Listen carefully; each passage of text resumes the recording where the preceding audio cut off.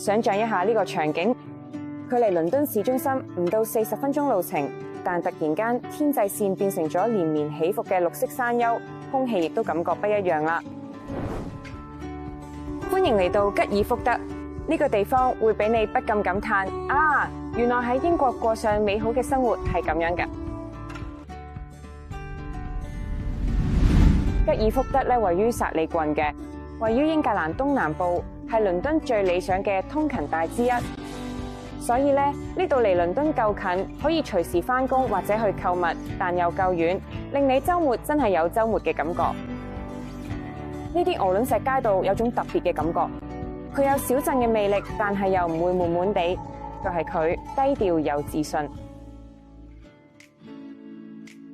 冒險由吉爾福德出發，最快34分鐘就可以到倫敦 Waterloo 站，高峰時段每小時最多有8班車。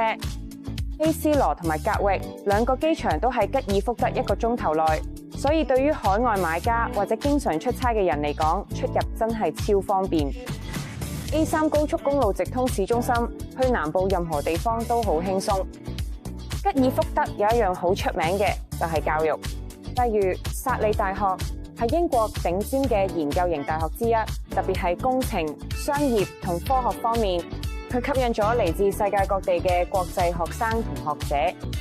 對於有家庭嘅人嚟講，呢度嘅學校講真係頂級，好似 Guildford High School 同 Royal Grammar School 呢啲名，成日都會咁講全英國最好學校嘅時候出現，長期都排喺英國頂尖學校之列。但吉爾福德唔淨係得呢啲，除咗學術同交通方面，呢度仲有佢自己嘅特色同氣質。你會揾到中世紀遺跡、諾曼城堡，仲有條自中世紀以嚟就係吉爾福德命脈嘅大街。舊有氣息同新潮活力嘅結合，就係令吉爾福德嘅有生氣嘅原因。對於一個咁有歷史嘅小鎮嚟講，佢出奇咁時尚，你會見到 Marks and Spencer、Gant 同 Jo Malone 呢啲常見高級品牌。你仲有4個大型購物中心，想揾咩設計師品牌都揾到。但本地人最中意嘅其實係喺獨立咖啡店、設計師品牌同埋藏新巷仔入邊嘅精品小店。呢度係嗰種你哋咖啡師都記得你飲咩？週末大多數都會去本地市集或者去河邊散步嘅地方。講開又講 ，River Way 就係直穿過市中心，你可以沿住河邊小徑行幾英里，或者淨係坐低飲杯咖啡，睇住嘅船經過。而且只要10分鐘車程嘅，你就去到 Chantry Wood， 屬於 Surrey Hills， 係官方認可嘅傑出自然美景區。好多人搬咗呢度就係為咗揾到平衡，有綠化空間、好學校，仲有方便去倫敦。呢個真係夢幻組合。唔好以為靚就等於靜，其實 Guildford 經濟好興旺。有個成個 Surrey 研究園，佔地70英畝，入面有150間公司。你知唔知 Guildford 成日都俾人叫做遊戲界嘅荷里活？呢度有大約70間工作室，佔咗英國遊戲產業大約1成。有嘅國際大牌，例如 EA Games， 亦都有好多創新嘅獨立公司。而家 Guildford 正踏入一個嘅新時代。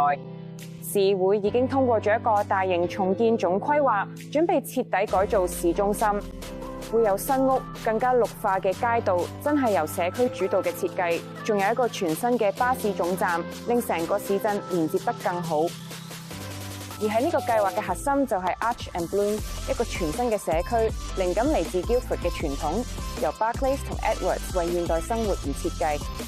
呢個係關於成長。要做得靚、可持續同埋有心思。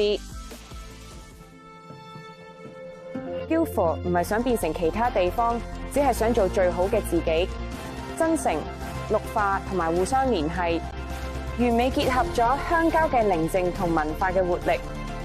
所以下次你諗起倫敦附近嘅生活，話唔定你喺新一頁就可以喺呢度開始。Arch and Bloom 2026年見。